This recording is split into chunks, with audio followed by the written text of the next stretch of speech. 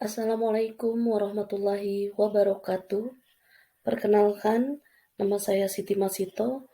Saya dari SMA Negeri 1 Megamendung. Pada kesempatan kali ini, saya akan membahas tentang pembelajaran puisi di kelas 10. Tujuan dari pembelajaran puisi yang pertama adalah siswa dapat memahami tentang pengertian puisi. Yang kedua, membedakan puisi dengan karya sastra lainnya seperti prosa dan drama. Kemudian tujuan yang ketiga adalah tentu saja siswa di akhir pembelajaran ini mampu menuliskan puisi berdasarkan pengalaman dan perasaannya. Materi dalam puisi kali ini yang pertama adalah tentang pengertian puisi, yang kedua ciri-ciri dan jenis puisi, serta ketiga adalah struktur dan langkah-langkah bagaimana menulis puisi. Kita masuk pembahasan yang pertama tentang pengertian puisi.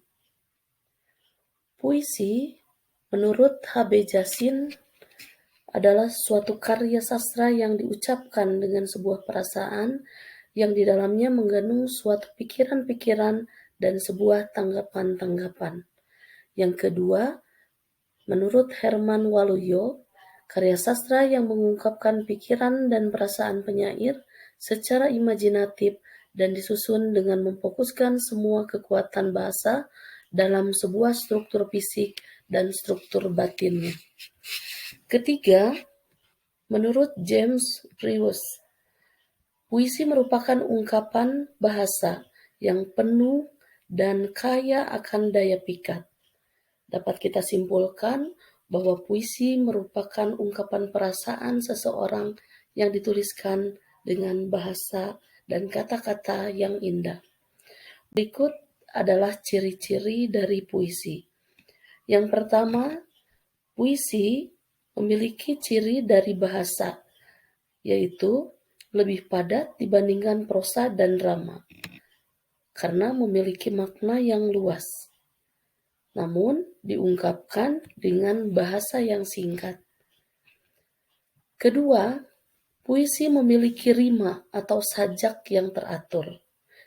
Inilah yang menyebabkan puisi ketika ditampilkan akan terasa keindahannya. Ketiga, memiliki makna konotatif. Setiap puisi yang dituliskan oleh seseorang mungkin saja memiliki makna atau simbol, sehingga kata yang digunakan biasanya kata yang bermakna konotatif atau kata bukan memiliki makna sebenarnya. Keempat, puisi lebih menggunakan sajak atau syair seperti halnya pada pantun, khususnya pada puisi lama.